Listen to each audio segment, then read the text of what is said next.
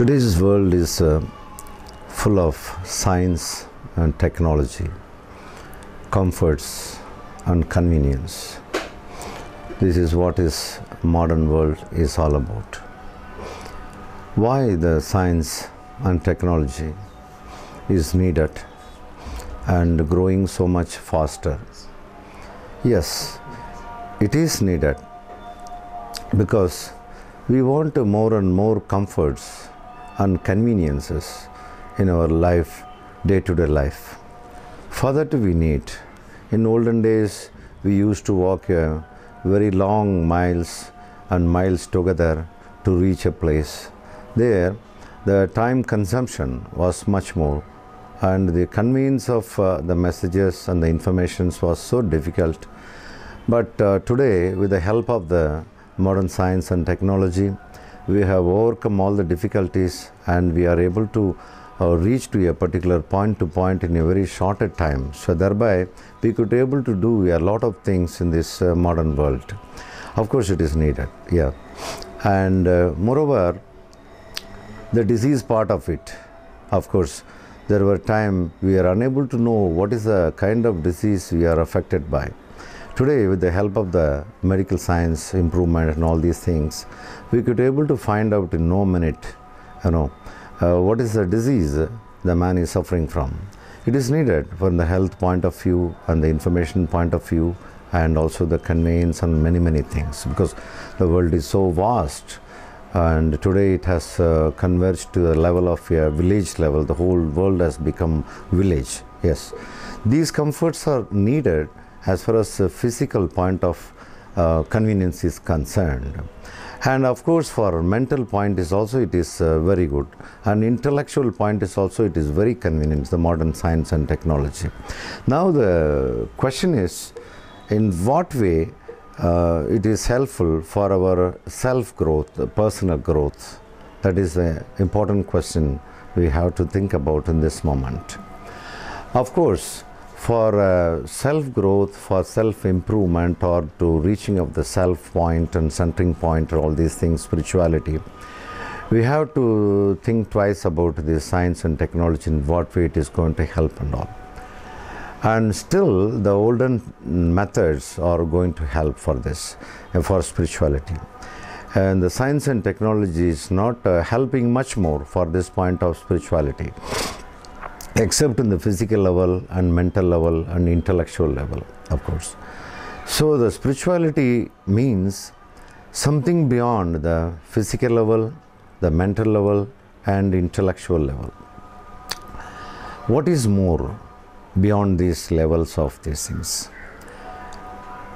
And what is the use of this science and technology? This is a question everyone, especially the youngsters, are asking themselves.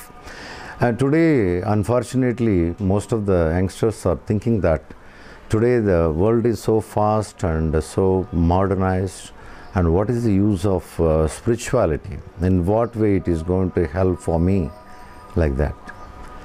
And they also think the modern improvement will satisfy me. It may give happiness for me, and all these things. These are all false ideas. With the help of the modern technology and science, man cannot be fulfilled. It's impossible. It may look like man can be absolutely satisfied with all the comforts and all. It is only very temporary, it is very superficial. For example, we are going to buy a modern thing.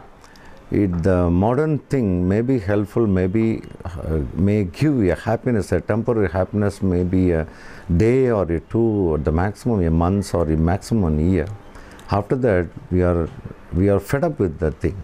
We start looking for some other new thing, new object. So what I am trying to convey is that objects can never satisfy a person. One must register this statement, and we have to meditate upon this point continuously. Then only we will know. Happiness is something related to the inner, not to the external thing.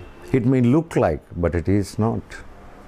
So we have to follow the traditional thing, in the sense our rishis, our yogis, our jnanis have given a beautiful map how to achieve it, how to walk on this, how to make it travel, so that we can find our permanent happiness.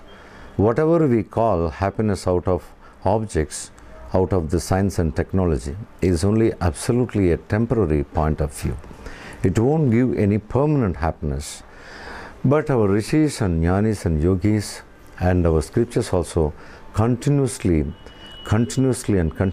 telling one thing, that man's nature is bliss. Bliss means a continuous happiness. That is a very nature. So when it is the very nature, how can you search from other? How can you seek from the object world? It's impossible.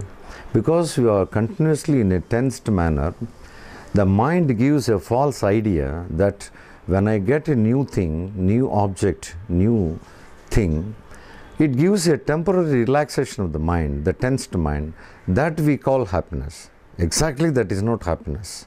A temporary relaxation of the mind. But the point is, we can be relaxed 24 hours. We can be relaxed throughout our life. Because relaxation is our very nature.